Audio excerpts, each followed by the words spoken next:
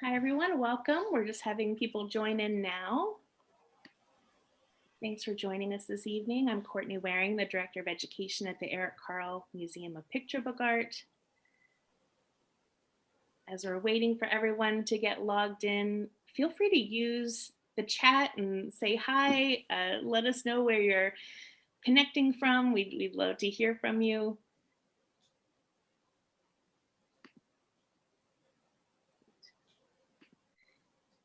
And we're just so glad that you're joining us for our book share with Bruce Handy and Hyewon Yum.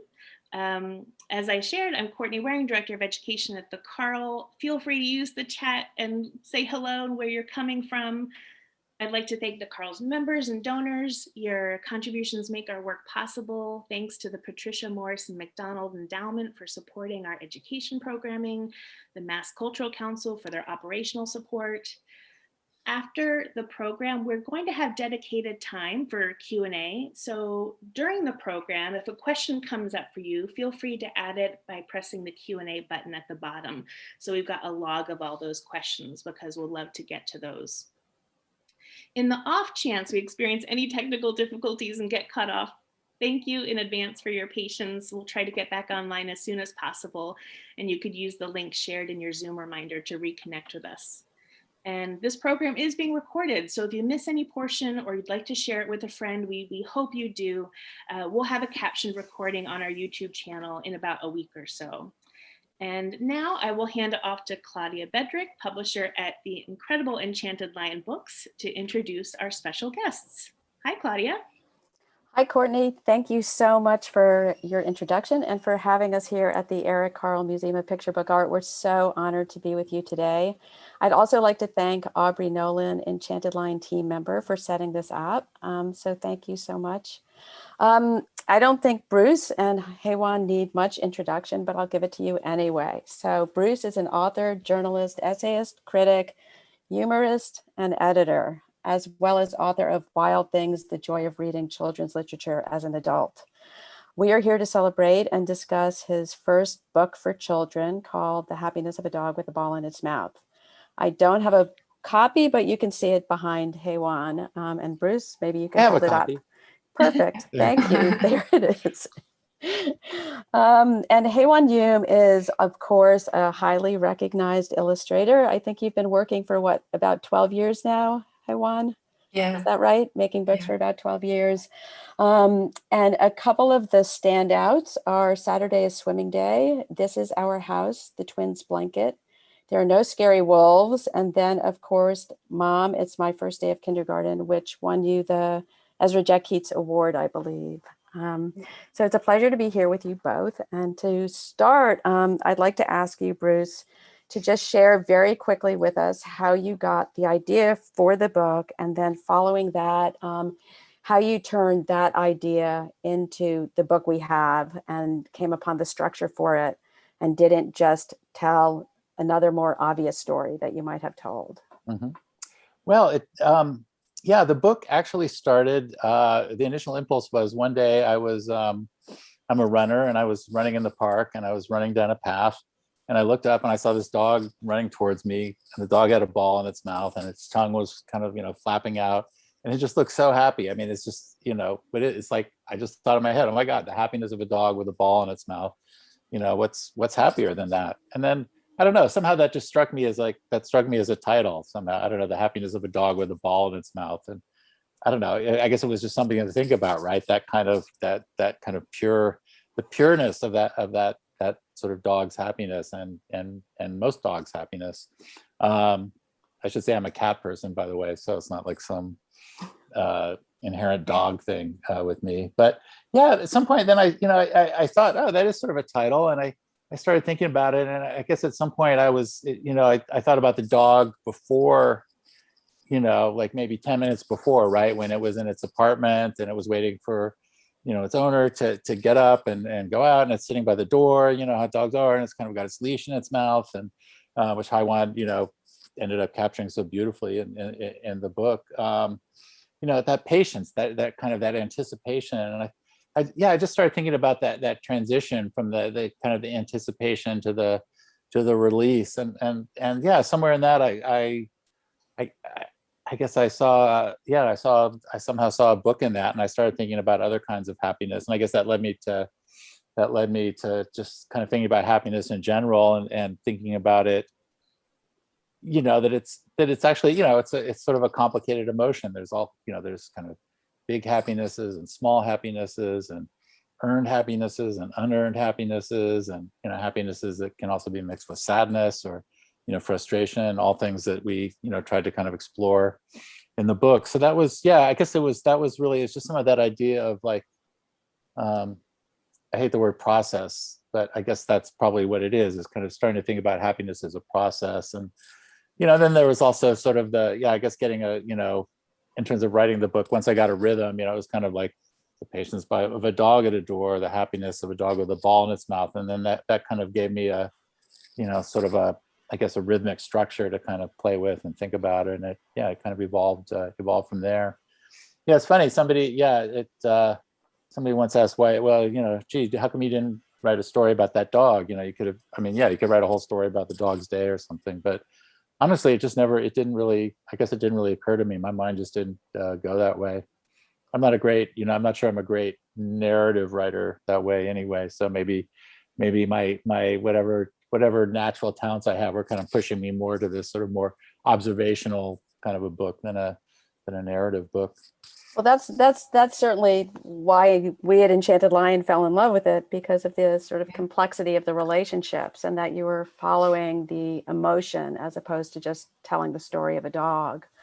And Hyewon, we'd really love to know what it was about Bruce's manuscript that made you say yes, because we know that you don't say yes to all the manuscripts you're offered. And so it would be interesting to hear what it is in a manuscript that makes you want to tell the visual narrative and to come on as an illustrator, and what it might be in a manuscript that makes you turn it down and not sign on for it. I think Bruce's manuscript is like something I wanted to write, but I couldn't. So that's why I want to do it. I love the way Bruce talk about the happiness and the structure of it. I always happen to write a story, not this kind of things. So, and for the manuscript, I can draw all my favorite things. I can draw dogs and cats, and also it comes from Enchanted Lion. So yeah, I'm a big fan of Enchanted Lion books. So I always wanted to work with Claudia. So it was, yeah. Well, it's been a beautiful collaboration all the way around. So in talking about your choices, and that you could sort of illustrate all of your favorite things and those things you love, how did you come upon your idea for the look of the book, and a kind of focus on children as characters as opposed to animals? So many illustrators choose in favor of animals, and it was so wonderful to see you choose humans as your characters. So it'd be interesting to hear a little bit about that process of choosing how you were going to approach the illustration. I think it just comes naturally, about kids, I think. And when we started working on this book, we agreed that we want to show many diverse kids in this book. So, and this book displays every moment of the happiness. So it's only fair to include all the kids. And I love, I'm living in Brooklyn, so it's all the kids are very diverse kids, and I love to look at them playing in the playground. It's true. We have in New York City, we have the good fortune of seeing really the entire world reflected around us, and it's a beautiful thing. Yeah. Bruce, I think would be interesting to hear from you, because we discussed the illustration a lot and illustrators and, Mhm. what it was you saw in Hyewon's work that made you feel like she was the one you wanted. So that when Yeah, she said yes, it was such an exciting moment. it was an exciting moment. When you told me, I literally danced. We were You in like did in we were at an public. You event in danced in public, and I public. did a little like woohoo dance. Yeah. Yeah. Well, it was, I mean, yeah, the way the process worked, I mean, uh, Claudia, after she accepted the manuscript, I think you sent me 4 or 5 illustrators, links to their work to look at. And I looked at them all, and Hyewon, they were all great. But Hyewon, yeah, particularly stood out. I think one just for the sheer beauty of Hyewon's work, and also just the I think one thing I love about Hyewon's work is that you capture such rich emotion and deep feeling, but but with a sort of very deceptively kind of thing, I think, simple style and compositions. So I think it felt like, obviously, this was a book. I mean, it's very spare. The text is very spare. Like, obviously, I was like, it's fun being a writer for picture books, because it's kind of like, yeah, I wrote this very spare, what it's like, I don't know, the whole book is like 100 words or something, but it's like, okay, here I want, now you fill this in. You've got to bring these characters to life. You've got to bring this emotion to life. You've got to make all this resonate. Yeah, it's kind of it feels like it's a big load, but I just knew from looking at your work, and I knew somebody. I was a fan. I'm a big fan of your twins books, and I just felt like, yeah, it would be, you were the right person for this. And it's so true. And I think it's interesting too. I'd be curious how, like, when you work, and Claudia too, with other writers, because I think it really varies, right? Like how much writers put in terms of art notes, like what they ask, or what they think the illustrations should look like. Like, I've heard some people say they just send in a story or a narrative, and they don't even have art notes, which seems odd to me. I couldn't quite imagine doing a picture book. But part of the process for this, and I think in the writing also, was just paring back the words as much as possible, and then really leaving as much to Hyewon as possible. I think my art notes were pretty slender, at least by what I would think most art notes were. So it was, yeah, but I just knew that Hyewon would be able to fill all that, and just make it so rich as she did. Well, I think the image that Aubrey has up on the screen right now is a really good one to turn to at this moment, because I believe, Bruce, that this image is of a childhood moment that you were thinking of in writing the book, but you never described it to Hyewon. Yeah. And yet Hyewon somehow magically, serendipitously, completely captured what Yeah. you had in mind. Yeah, that was really fun, because I grew up in Northern California. We had like a community swimming pool where I basically spent like every day of my like summers, and and there was a diving board. It actually looks quite like the pool, and the diving board looked quite like the illustration here. And yeah, I'm old, so I was a kid in the 60s, and my best friend, whose name was John Harrison, just in case he's out there. His parents were cooler than my parents, so he got to have long hair. I always had like short hair, but John had long hair, and Hyewon's drawing just reminds me so much of John jumping off the diving board circa, I don't know, 1968, 1969, something like that. Just a side note, Bruce, which is I was a kid in the 60s too, and I'm young, not old, not yet. As a side note. Yeah.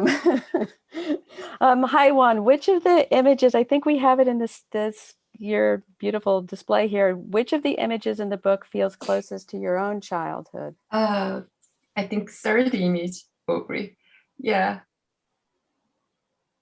So That's I'm one of my always the favorites. kid, yeah, who was, yeah, not in the middle, always outside. Yeah. So I started to spread. Yeah. So when lockdown happened, so it's just feel like more, yeah, I feel more like this girl. Yeah, I can go close to other kids, and yeah, The kind of very much. isolation and distance. Yeah. Yeah. What's fun? Where Yeah. where Oh, were you? Where were you a kid? You were when you were this age. You were I'm in Korea. you Yeah, were in Korea, right? In yeah, Seoul, was it? Or yeah. yeah, Still, yeah. and yeah, always. can I say one thing? I just, this is one of my favorite illustrations. I think this is like to me provides a really good example of kind of the process and how Hyewon kind of enlarged what I had written, because yeah, so this one I have my like manuscript, I'm just looking at it. So my art note for this was just kid hovering on edge of playground watching other kids play. And what I love about this illustration is the chain link fence. I mean, the kids are, I love the kids, and the body language is so great, and the distance, and Hyewon, you make such beautiful use of the spread, you know, the composition is so great. But what just slays me about this is the fence, because to me it's both, it just emphasizes the girl's distance from the other kids, right? I mean, a fence is so symbolic, and I don't even know, I'm just thinking about this now, I don't even know if you were thinking about this, but obviously also, you know, in when this book was being conceived, you know, fences were, you know, a very sort of symbolic and sadly charged thing. But it's also such a beautiful design element too. I just love the way you rendered it, and just every little link in that fence is just so exquisite. To me, that just it's just breathtaking what this kind of very vague idea that I had became, you know, on the page. It's just, you know, that's, to me, that's the thrill of being a picture book writer, is kind of like planting a seed for something that just blossoms like this. Yeah, I mean, it's so exquisite. It's one of my favorites as well, and it's so Yeah. full of feeling. There's just so much emotion in this beautifully elegant illustration. It's really amazing. I think it would be fun to maybe look at some of the other images and to talk in this same way, kind of like moving from text to image, and certain ones that maybe didn't make it into the book. I know we have those here visually. So that would be, yeah, that would be a good one, Aubrey. Yeah. So this is one that didn't quite make it in the same way, right? Yeah. And It then becomes the ant page, I think. and then the ant Yeah. page. Yeah, what's the final text on that? Oh, So it's the happiness of arriving, is it, Bruce, that it changed to? It's the it changed climb to the distance of a journey and the happiness of great. getting there. of getting there, right? Yeah. Yeah. I think it was like, yeah, I remember, I think that was in the process. I mean, that was an interesting process too of you know, the editorial process and working with Claudia, because you kept pushing me to kind of make it spare, or let kind of more happen. Like a lot of things, like in original drafts, I would like spell out pretty specific stuff, and you were like, you know, I think actually in an earlier version of this, it was something like, you know, the scariness of a jungle gym and the happiness of a jungle gym or something, you know. So that was, you know, so I think you pushed me to think about it like, what is it about a jungle gym? It's the climb, but that still wasn't quite right. And I think when we saw the first bunch of sketches, it was also kind of feeling, well, we have a lot of kids.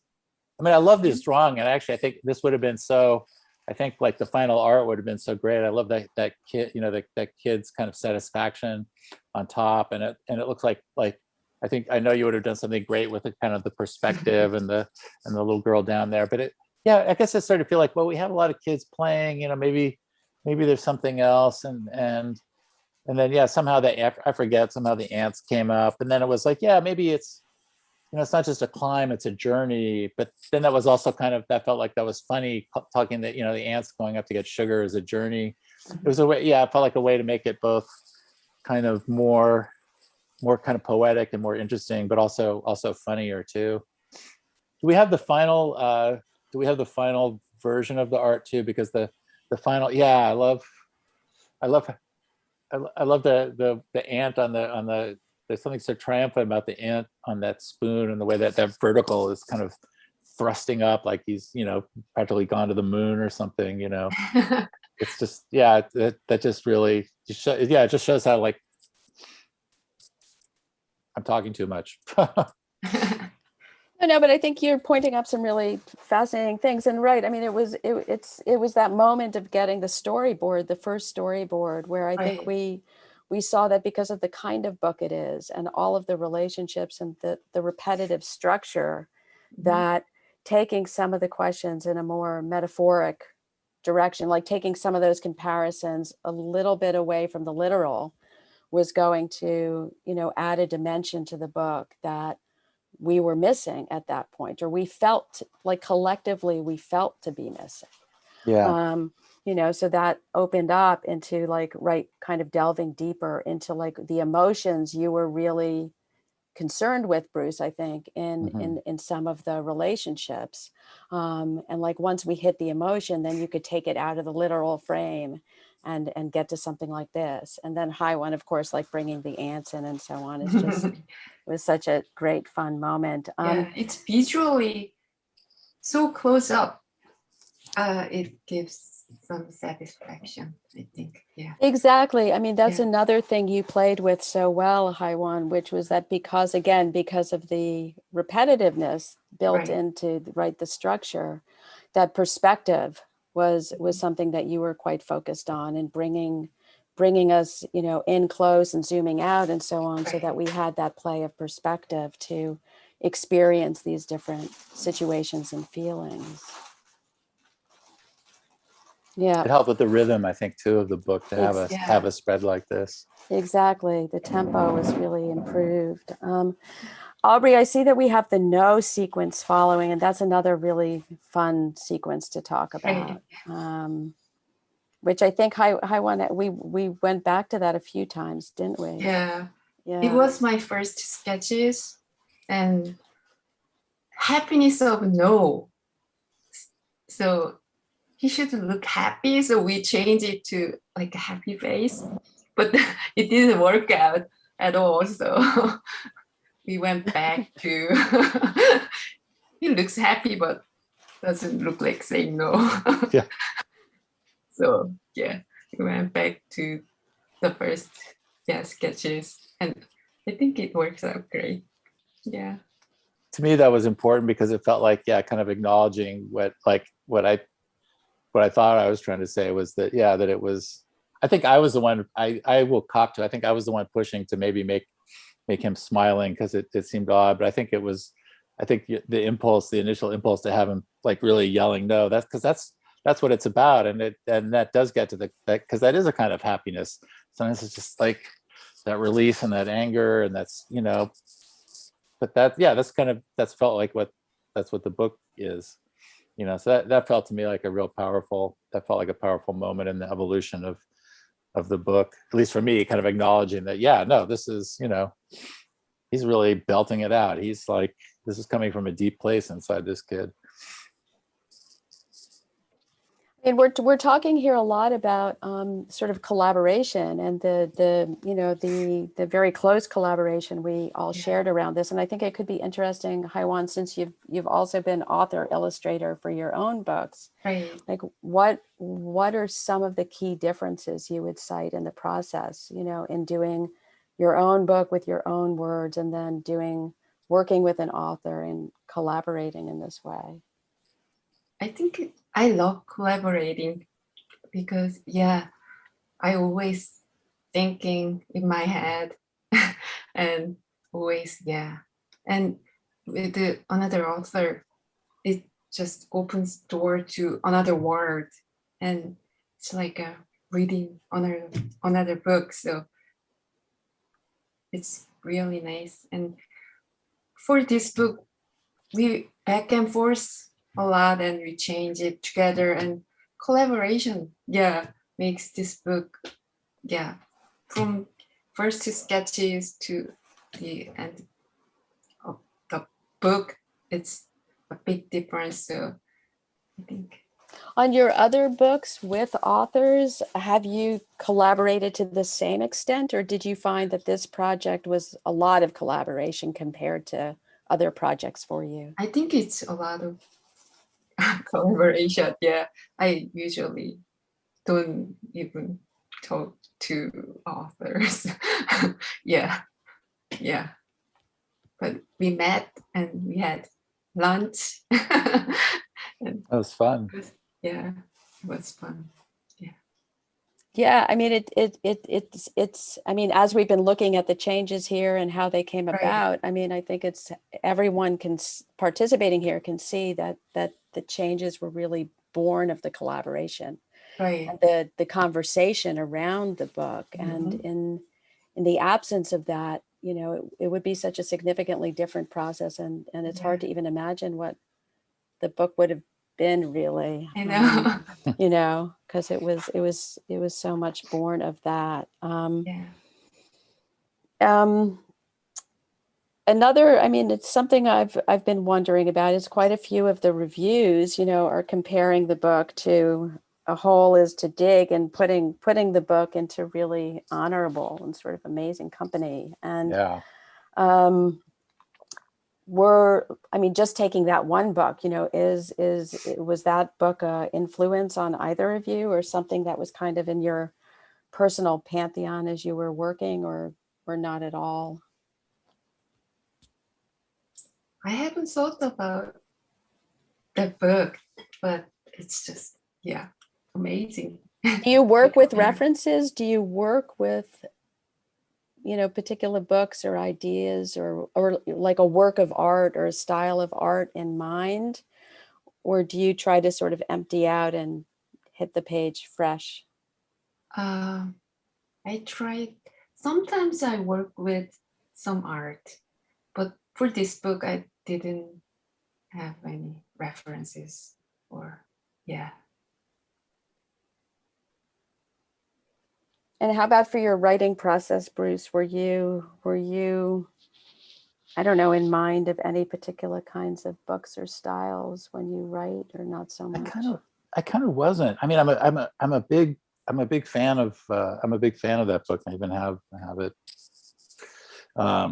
And I remember, yeah, reading it to my kid and loving it. But yeah, it's funny. I mean, it seems like it was interesting, like seeing all the reviews, because I felt like, oh, I should have thought about that actually. But yeah, I don't remember really drawing on that in any way, except, you know, maybe, you know, obviously subliminally. I mean, certainly, you know, Ruth Krauss and Sendak had obviously, like, I guess, you know, it obviously showed me what you can do in a picture book. I mean, it's amazing. I don't know, that book is, what is it? It's like, what's the year is it? It's 1952. So what, I mean, that's like almost like 70 years or something. What is that? Yeah, 70 years. And it's like, but yeah, it still feels like in some ways a really radical book. It's so kind of free form, and obviously, you know, his you know, his kid, you know, the way he captures kids is so, you know, so great. I mean, I love seeing those old Sendak books in a way where he's just, I don't know how people are familiar with it, but it's, you know, it's really, it's just it's really simple. It really is just the kids, you know, it's not his more sort of grander style, which is amazing and wonderful. But it's kind of nice to see the simplicity of just those, how much he can do with just how much he can invest in just little figures and stuff.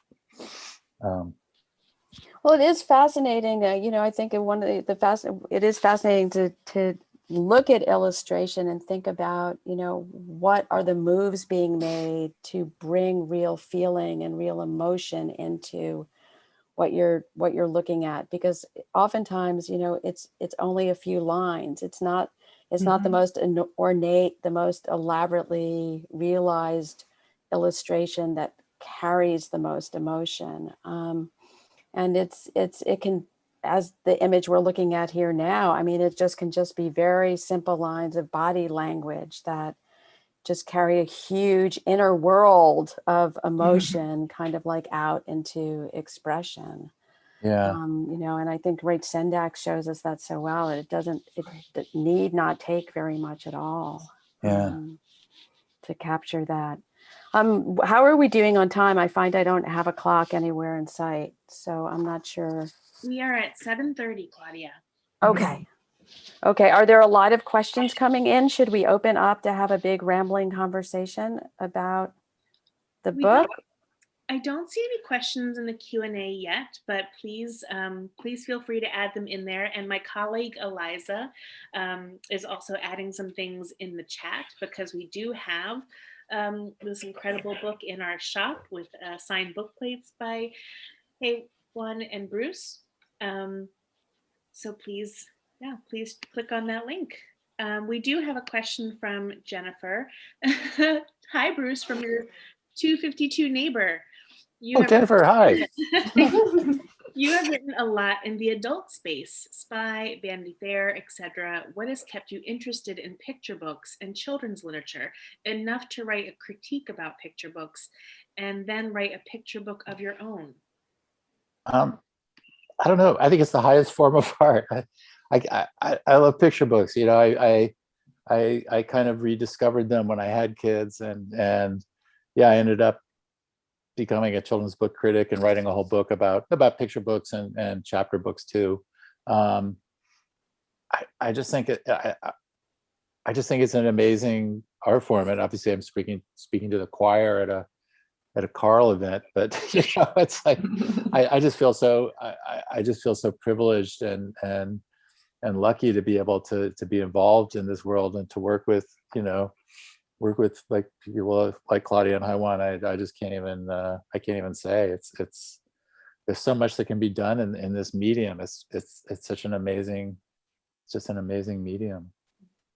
Hey, can I ask Claudia and Hyewon a question? Sure. One thing that was interesting for me on this was the, you know, when Hyewon, you did first, you know, turn in the first batches of sketches and really seeing, you know, kind of starting to see it as a work on paper and how it was going to work. And to me, that was kind of really radical. And I think, you know, it did make me rethink a lot, and we all sort of talked about that. But I'm wondering if, is that a pretty common experience in both your experiences? Once you get sort of sketches down on paper and you start to see it, does it often really make you reflect and think about what the book should be and what's working and what's not, and really make a lot of shifts? I don't know. In my head, it's all pictures, but my sketch doesn't show that much. So yeah, so I don't know if Claudia could see and you could see what it is like at the end of the, but Yeah, I mean, I think that I think the storyboard helped to highlight kind of the feeling, like you were saying earlier, Bruce, the tempo, sort of the movement of the book overall, which was something that we didn't have a feel for when we were just working with the text. And so in looking at the storyboard, we got our first experience of tempo, of like the music of the book. And so, you know, that is what led us into a phase of reconsideration, or kind of like assessment as to what we had. It wasn't so much like the content of your images, Hyewon, so much as I think their relationship to each other and how they were moving.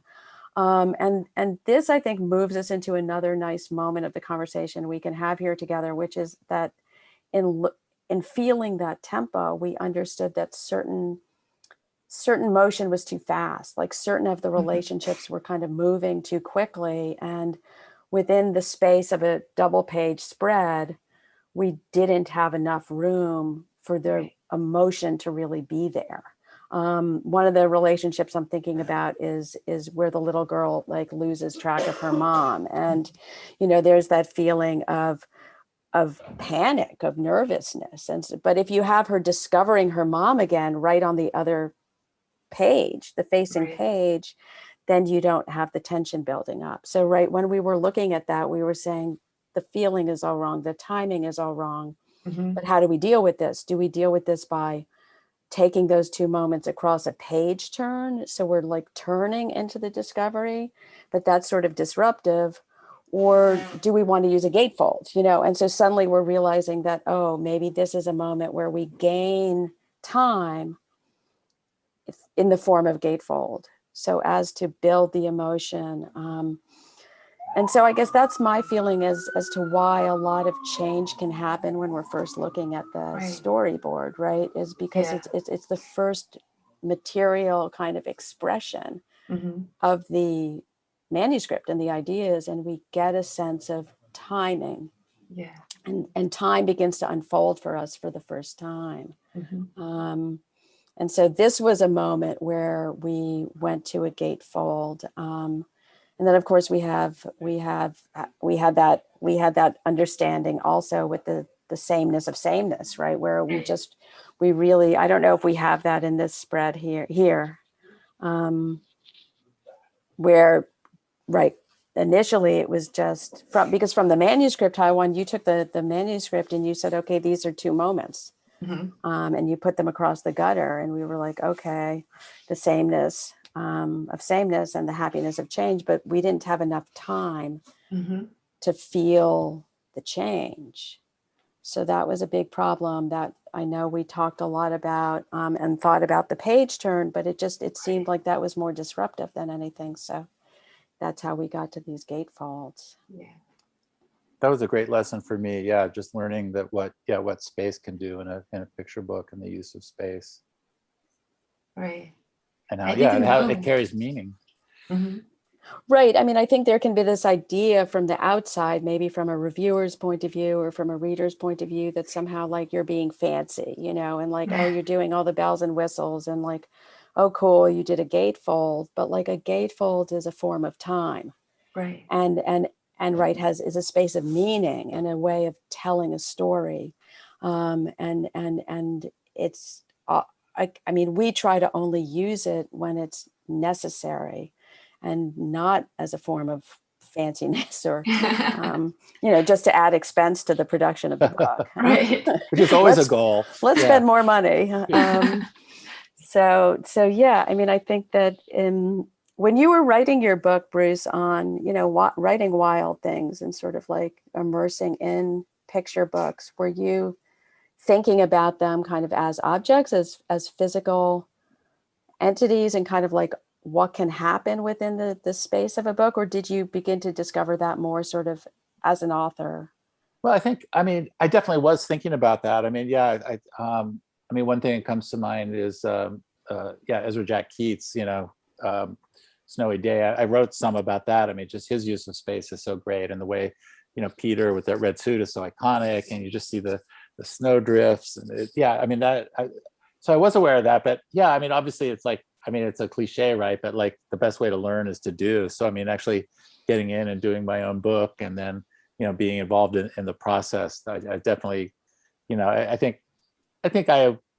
guess I'd like to think I'm a pretty sophisticated, you know, picture book looker adder, if that's a word, but definitely being involved. I learned so much. I learned so much from this. I mean, yeah, that little girl thing is such a perfect example. The one where she's lost, because it would have worked, right? I mean, the first sketch, it would have worked. It gets the can we go back one more? Just the actual, the first, that one. I mean, that works, right? I mean, you get it. A kid could read it and get it. But yeah, the final version, I think it's just so much more involving. I mean, part of what hopefully picture books do are like teaching kids how to look, right? And I want kids to like get lost in these books, right? And really look at them. And it's just the final version, there's just so much, it draws a kid in, a reader, any reader, an adult too, just so much more, and just gives it's just so much more powerful. It's so much more effective, I think.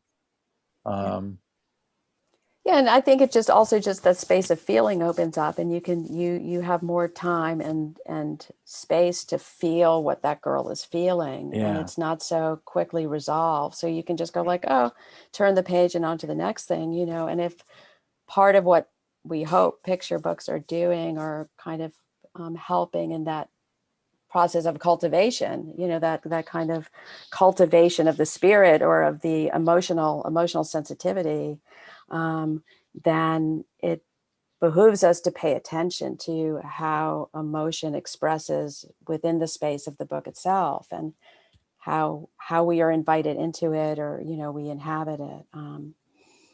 Love this So conversation about choices, choices of over the composition, choices around the book design. And in our Q&A, I love this question from Dong Hee Kim, who's asking about, Hyewon, your choice of medium.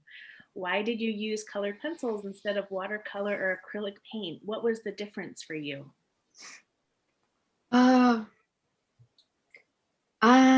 I've been using color pencil lately, and here I use some watercolor too, but yeah, it's color pencil. It's clean and it's printed like nicely. Sometimes watercolor, it's just not what I expected. Yeah, it's kind of make it look dirty. So yeah, but Enchanted Lion printed this so beautifully, so I should have used the watercolor too. but So, it's true, the CMYK print process is not yeah, very kind to watercolor, and it really is can be hard to take a lot of color correction, and to find the right paper too, because like so many papers just like absorb that the ink and the color. So watercolor is hard to reproduce. It's true. Yeah.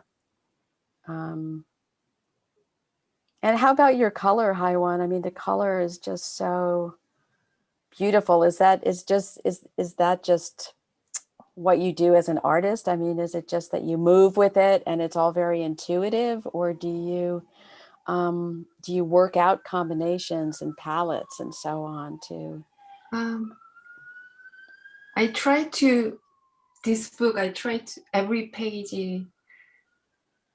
kind of look different, so I try to color palette or the spread, like gray winter to like bright summer. So that's what I thought when I use color, I think, for this one. So you were really taking in the book as a whole, Yeah. and yes, and creating a palette across it that would have a Right. lot of variation. Right. Yeah. Yeah. Bruce, you mentioned at the beginning, with your text, it's a picture book. You have minimal text, and then you hand that to Hyewon, and Hyewon, you're taking this and you're creating this wonderful visual representation of that text. What was it like for you upon getting the manuscript, and kind of how long did you sit with it to and come up, because each spread is its own story, really. How much time did you have just to kind of let it all sink in and think through what those images would look like? I think this book took me a long time. That's why you pointed out. It took me like a long time, 3 months. Yeah, more than that, I think. All the changes and You mean just for the sketches, right? Just for the sketches. Right. Yeah. Because then it took, I mean, overall, that's a good question. Overall, in terms of going to finals and finished art, what was it? It was about a year. Yeah. Does that seem about right? It was about a year. Yeah. I mean, Aubrey is now just showing another moment where we had some real changes. There were really, we went through, Aubrey, go back to, I think we ended up on the, right, because you had a cat at the end to begin with, Bruce, right? Being a cat person. And we were sort of wondering how we got from the dog to the cat. Yeah. I can't remember. I can't. Yeah. Some of the image at the beginning became. I forget exactly. Something ended up at the end. The images that was at the beginning. Yeah. Right. Ended up at the end. We flipped it. Yeah. Yeah. And I guess all of these choices just kept being made as we took in the whole, really, and sort of Yeah. like felt. You know, about timing and Yes. making. Yeah, this one is about slowness, so we divided the panel and it works out. Yeah, I love this Yeah. kid. Yeah. But as you said, I mean, Hyewon, so your storyboards are typically very sparse, right? I mean, the storyboard for Yeah, this was yeah. sparse, you know. So that's also a really interesting moment in the process where, um, Bruce as an author, and then all of us at Enchanted Lion, on the editorial side are working with something and really trying to like see into Yeah, the mind visual. of the illustrator to understand, like, are the details going to be there? And of course then it's a leap of faith. I mean, that that's why you're there, because Mhm. we believe that it's going to be realized in a way that's going to make sense to all of us. Right. But yeah, I mean, this is like a little bit more of a realized sketch than some of the other ones were, even because some of them were pretty schematic, I think. Yeah. Yeah, right. Actually, So oh, sorry. no, go on, Bruce. I was just gonna. I actually wanted to ask Hyewon about her process on this, the one that Aubrey has up, the struggle of mine and the happiness of ours, because Mhm. I love the way it finally evolved to that sort of overhead shot with the with the yeah with the then finally with that part, because it feels, I just love that the way it just seems to add that Mhm. shot, and the way that the kind of the curve of the stuff adds so much tension. How did that, can you talk about how that evolved, like how you sort of, yeah, it looks in the first sketch it's head on, and then you eventually you kind of moved up and added all that detail. Yeah, I want to give a different perspective with the other spreads. So I chose the bird view, and then it's too yeah, empty. It looks too empty, so I just add few.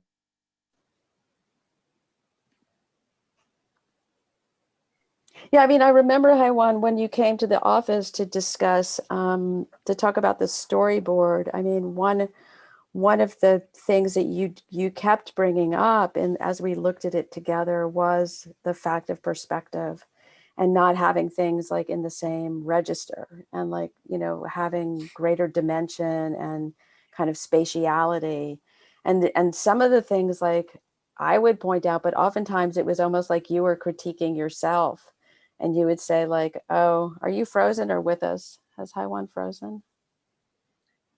I think Haiwan She may froze. be frozen. Yeah. No. I felt I was talking to an image. Yeah. Oh no. Let me see if she comes back on. Yeah, but Bruce, I don't know if we ever really talked about that process with you, but I mean, it was oftentimes Haiwan was really critiquing herself, going like, "Oh, that this is too much in the same register, and we need more Mhm, perspective here, and this is only going to be interesting if I pull back." And mhm. she'd talk about putting something in an aerial view, and um, creating just more dynamic. She was always very concerned about creating, dynamic relationships Mhm. in the work itself. Yeah. That definitely Um, shows. We had sort of a process like that in the writing, in terms a little bit. I mean, in terms of, I remember like looking at things and realizing, this is like, maybe this is, this is thin. This could just be a little richer. We could dig a little deeper. You know, quite, at least for me, I didn't quite know till it started to become more real, and then I could kind of, I felt like that's what I was trying to say earlier with that question about like kind of reflecting on the actual sketches. Yeah, I didn't, and I mean, it was, to me, when I saw the sketches, I realized what was weak in my work and what I needed to do to make it make it sing a little bit more. I hope that's how I won. I heard a bing. I hope so too. Um, I think we lost her for the IG Live that time too, right? Or no, that was the Books of Wonder thing. Yeah. Yeah. Well, I mean, since we're here together, I mean, if there are no other questions, oh, Hyewon is back. I'm sorry. You're back in voice anyway. Oh, I think yeah? does somebody have to, does Courtney have to, I think she, oh, there we are. Oh, there yeah. you are. Oh, okay. Hey. Okay, perfect. Welcome Oh, back. Hyewon, I think it looks like you're muted according to my thing. Yeah, you're muted, Hyewon. There we go. Okay, great. So is there anything else in the chat or Q&A we should give time for? No, we don't have any more questions. We still have a few more minutes if anyone would like to ask a question of Claudia, Hyewon, or Bruce. Aubrey, you're also free to ask questions. Oh. I'm behind the scenes. Exactly. You can speak from behind the scenes. The voice behind the curtain. I mean, I would be, if nobody has any questions, I would be interested to hear from you, Bruce, as to like, when was the moment when you thought you would write for children? It wasn't just the love affair with children's books and like writing wild things, but like when you thought, this is my form. I really want to take up this form and to become a children's book author. I guess I think even before I wrote Wild Things, I wrote a script for one. I wrote like a lot of people, like something that happened in my, that something my kids did that I kind of turned into a story. That's a good question. I don't know. I think it sort of came on me gradually. I mean, I've written a lot of, I've done a lot of sort of, like kind of written satirical comics over the years for, different magazines and stuff. I mean, I was a cartoonist when I was like in high school and college myself. So I think I've kind of thought that way. So I think it felt like, it was sort of, I guess it felt like it wasn't totally outside my wheelhouse. But I can't really, I don't know. I wish there was some great moment of like, I'm going to do this. But yeah, it sort of happened more gradually. I think partly maybe because I was working on Wild Things and I was so steeped in it, I started having ideas that, maybe like somehow, 10 years earlier, I might have, turned into something for adults, but somehow I just thought, I could turn that into a kid's book, And how about you, Hyewon? What was your path to becoming an illustrator? I started as I don't know. I started as a painter. I wanted to be a painter, and then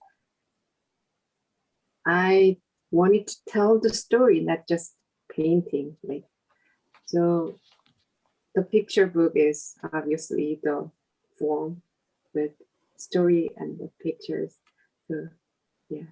And Were I you a big discovered- reader as a kid? Did you have like a strong sense of narrative? Because of course, not all artists or all painters, have that sense of narrative that allows them love to to make read. picture books. Yeah. When I was young, and still, I love to read novels and stuff. So yeah, I think. We have two questions in the Q&A, so I think that will get us probably to our time. The first, I think, would be for all of you. Do you have any tips for kids who want to be writers? I guess to write. I mean, to Yeah. to write as much as you can write, and to, I guess, to maybe be encouraged to the idea that really anything can be a story, the smallest thing. And, the most common things of our lives are often the substance of the greatest stories. So not to feel like you have to go out and search for weirdo or strange subject matter. Yeah. Unless that's your thing. Yeah. Well, yes, of course. Yeah. I agree. Yeah, I think it's just, I Yeah. mean, the main thing is just to do it, to write and to try to have fun Right. with it. And yeah, and I just think, I mean, I know just when, as a younger person, I would like, I think I just, I sometimes would be like, I just wanted like everything to be a home run. I thought every idea had to be a home run, and but ideas don't really work that way. It's like once in a while Paul McCartney wakes up and he just hears yesterday in his head, and it's there. But mostly stuff doesn't work like that. I think I wish I had, when I like, if I have an idea, even if it doesn't seem like that good idea, I'll still like play with it and see where it goes. And I wish I had been more open to that when I was younger, because sometimes things go in interesting places, and not maybe where you would expect them. Like, yeah, I mean, that, like, this book for me was an example. I was just kind of, oh, a dog with a ball in his mouth, and I just started playing it with my head, and it went somewhere. Yeah, exactly. Not to be easily discouraged. I mean, Right. from our work at Enchanted Line over 17 years, I mean, some books have taken 8 years, some 4, some 5, some have some of the final books we've published bear no relationship to like the first version, that things change and change and change and change again, and you can go seriously wrong sometimes and just goof up and like do something stupid and not do something that communicates or really expresses what you want to share, and you have to keep coming back to it. You have to just keep going after something and be incredibly tenacious and persistent, because life is probably, I mean, it's more full of loss and failure than success. And you just have to kind of imbibe that idea that like failure is very basic to the whole thing. And, eventually you'll succeed if you really keep at something. I mean, it's just a lot of doing. And Bruce, we have a question, our last question. Have either of you tested the book out on young children? Were the reactions what you expected? That has been so sad because of the pandemic. I haven't really. I mean, I was still looking forward. To that. I'm actually doing in a couple of weeks. I don't think I told you guys. I'm doing a high school friend of mine is a elementary school librarian in Seattle, and I'm reading to her third grade class, which they're probably maybe a little over the target audience. But yeah, so hopefully at least on Zoom, I'll get some sense of the reaction on Zoom. But yeah, no, I can't wait to take this book to like bookstore events and schools and stuff, hopefully like in the fall. I'm still looking forward to that. And I'm very sad I haven't been able to do that yet. Yeah, I mean, that said, we haven't had ample opportunity to share it, but Enchanted Line does receive a lot of email about our books. I mean, we've received tons of email about our Cheery Chira books, and we've received a bunch of emails about Happiness of a Dog, and from people who have purchased it and say their kid loves it and they read it all the time. So I mean, there's some good anecdotal evidence so far that the kids are liking the book, but we'll have to wait till the fall to really take it on the road and into classrooms and so on. I want to hear them laugh at the pea spread. The crowd pleaser.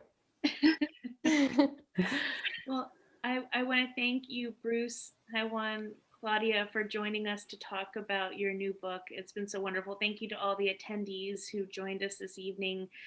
This has been recorded. It will be captioned and added to the Carle's YouTube channel. And you'll see in the chat, Eliza and I have been adding some links to follow Hyewon and Bruce and Enchanted Lion on social media, to connect with the Carle if you're interested in participating in upcoming virtual events. We'd love to have you. Thank you, everyone. Thank you, Courtney. Thank you, Bruce and Thank you. Hyewon. Yeah, Thank you. Thank you to everybody. Thanks for joining in. Yeah. Thank you, Aubrey. Only for a brief moment. Bye. Yeah.